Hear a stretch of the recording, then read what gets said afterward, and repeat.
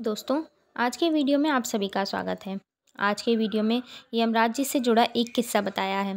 कई बार लोग जाने अनजाने झूठ बोल ही देते हैं, लेकिन क्या आप जानते हैं कि झूठ चाहे जानबूझकर बोला जाए या फिर अनजाने में, उसका परिणाम तो भोगना ही पड़ता है। हमारे धार्मिक ग्रंथों में भी इन बातों का वर्णन मिलता है। ऐसी ही कथा जिसमें यमराज जी ने स्वयं बताया है कि झूठ अथवा निंदा चाहे सोच समझकर की जाए या फिर अनजाने में, उसका परिणाम तो मिलता ही है। तो आइए शुरू करते हैं आज की कथा। यमराज का न्याय। पौराणिक कथा के अनुसार एक बार एक राजा ने ब्राह्मण भोज का आयोजन करवाया। इस भोज में उसने देश परदेश के सभी ब्राह्मणों और विद्वानों को आमंत्रित किया। इस भोज के लिए भारी संख्या में रसोइये खुले आसमान के नीचे भोज के लिए तरह तरह के पकवान और मिष्ठान बना रहे थे, जिनकी खुशबू पूरे महल में फैल रही थी। तभी अचानक एक चील तेज रफ्तार से आसमान में उड़ती जा रही थी। उसके पंजों में एक जहरीला सांप दबा हुआ था, जो बार बार चील के नुकीले पंजों से बाहर निकलने का प्रयास करते हुए फुकार रहा था। ऐसा कई बार करते हुए सांप के मुंह से जहर की कुछ बूंदें ठीक नीचे बन रहे खाने में जा गिरी।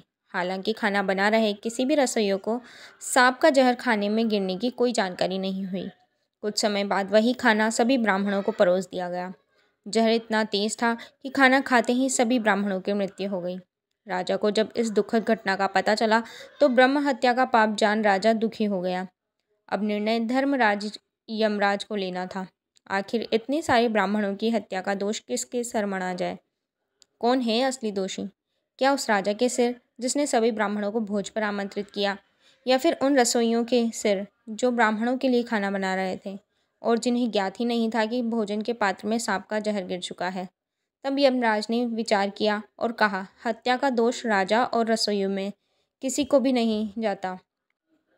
अब बचे सांप और वो चील जो सांप को अपना भोजन बनाने के लिए इतनी मेहनत कर रही थी। यमराज की दृष्टि में वह भी दोषी नहीं है। अंत में अब बचा वह जहरीला सांप जो चील के पंजों से बचने के लिए बार बार फुकार रहा था। उसी फुकार के साथ जहर की कुछ बूंदें सांप के मुंह से निकलकर खाने में जा गिरी थी और भोज पर आए ब्राह्मणों की मौत हो गई।